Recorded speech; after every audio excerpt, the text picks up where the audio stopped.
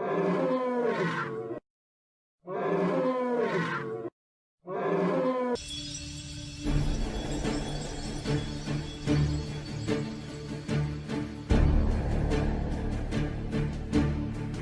Muséum de Bruxelles, une merveille paléontologique et pédagogique. En 2008, mes trois petits-enfants arrivent devant l'entrée du muséum où se trouve l'iguanodon. Paléontologique d'abord, ce muséum présente une superbe collection de squelettes d'iguanodons.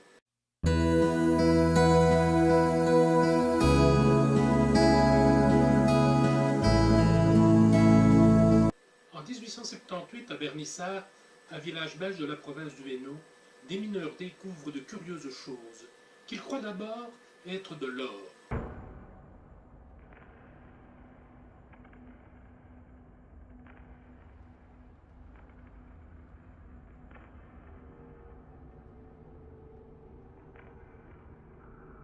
Mais en fait, ce qu'ils ont trouvé, ce sont des os, recouverts de pyrite, appelés l'or des fous. La pyrite, du sulfure de fer, entoure des formes jusque-là inconnues.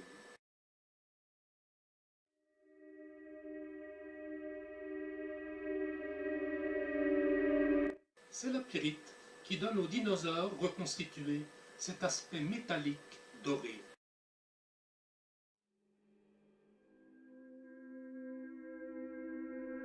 Les paléontologues ont alors reconstitué, os par os, membre par membre, les dinosaures de Vernissart.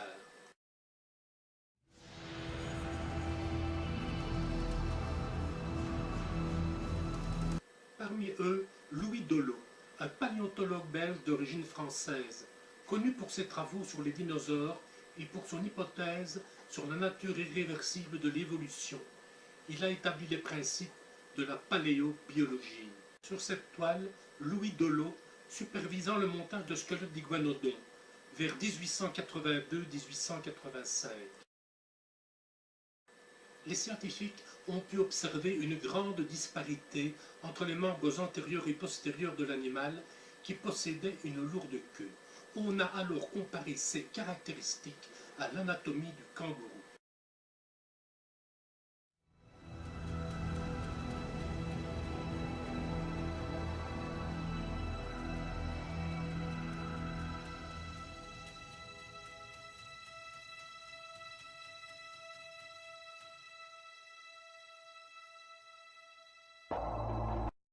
Les mains de l'iguanodon, très particulières, possédaient 5 doigts spécialisés.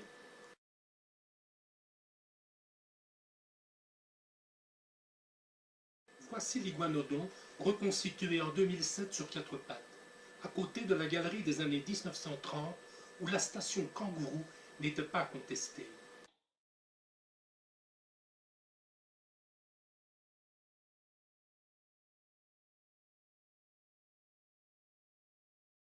Un préjugé est plus résistant qu'un atome, disait Einstein. Rappelons-nous le professeur Summerlee dans Le Monde perdu, contré par Challenger, professeur de terrain, peu académique, qui réfute la thèse de la position du kangourou.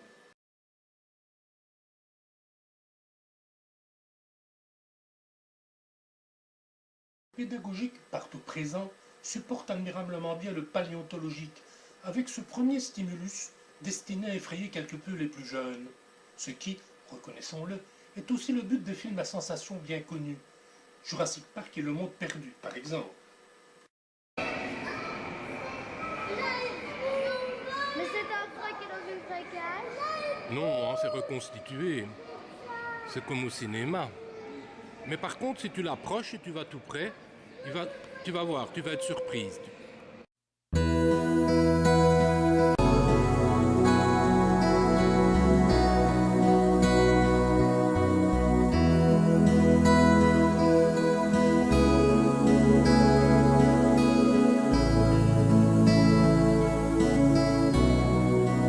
En 2008, mon petit-fils Milo ne mesure que 110 cm. Alors que la jambe de cet ultrasaure dépasse 6 mètres.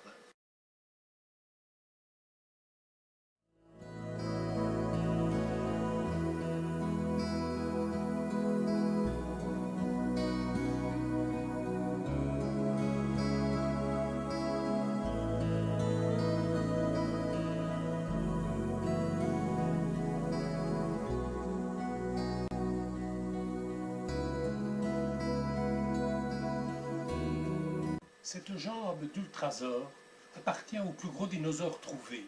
Malheureusement, on ne possède qu'une jambe de cet animal extraordinaire. Il devait dépasser les 30 mètres de longueur et peser 130 tonnes, un tiers de plus que Brachiosaurus. Il a été découvert dans le Colorado par Jim Jansen, qui pose ici à côté. Le stégosaure est un genre éteint de grands dinosaures herbivores à dos cuirassés par des plaques osseuses. Il a vécu sur les terres des États-Unis et du Portugal actuel durant le Jurassique supérieur, il y a environ 155 à 150 millions d'années.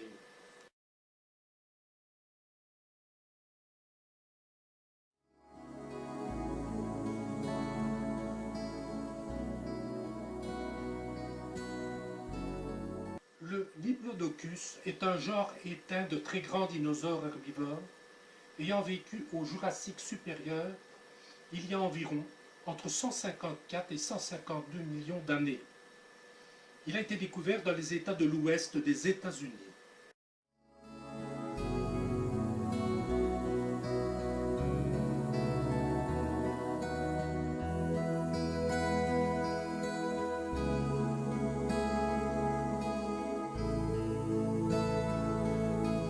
Olorotitan est un genre éteint de dinosaures qui a vécu du milieu à la fin du Maastrichtien, Crétacé supérieur, environ 72 à 66 millions d'années.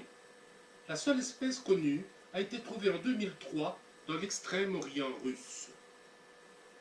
Et voici Stan, le tyrannosaure mon filleul. Notre Stan, exposé à Bruxelles, est une réplique de Stan, le tyrannosaure mâle le plus complet et le plus grand. 12,20 m de long et 3,70 m de haut, découvert à ce jour. Il vient de la Hell Creek Formation, dans le Dakota du Sud, aux États-Unis. Il a vécu il y a environ 68 à 66 millions d'années. Mon certificat de parrainage me fut octroyé en décembre 2006.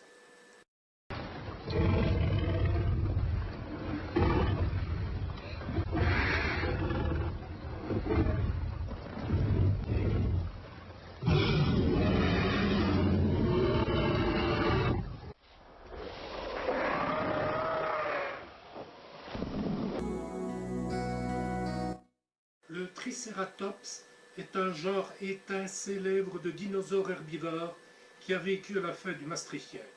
Au Crétacé supérieur, il y a 68 à 66 millions d'années dans ce qui est aujourd'hui l'Amérique du Nord.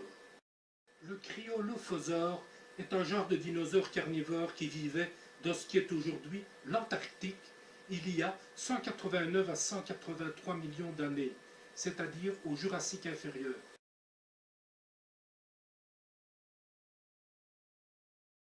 Dimétrodon est un genre éteint qui a prospéré durant le Permien, entre 280 et 265 millions d'années avant notre ère. Il est plus étroitement lié aux mammifères vivants qu'aux reptiles, alors qu'il est souvent pris pour un dinosaure.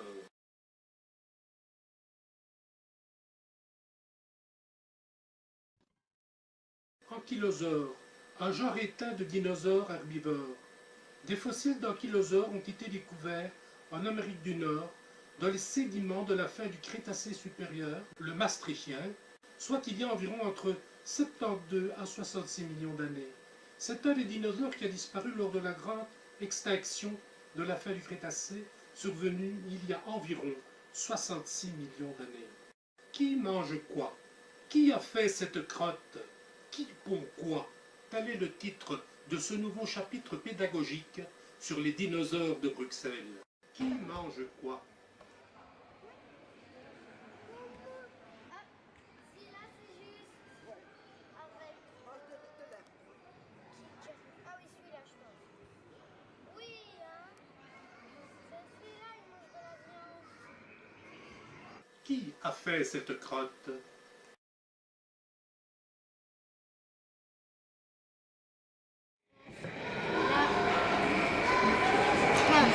Là. Si, hein, celui-là. Celui-là.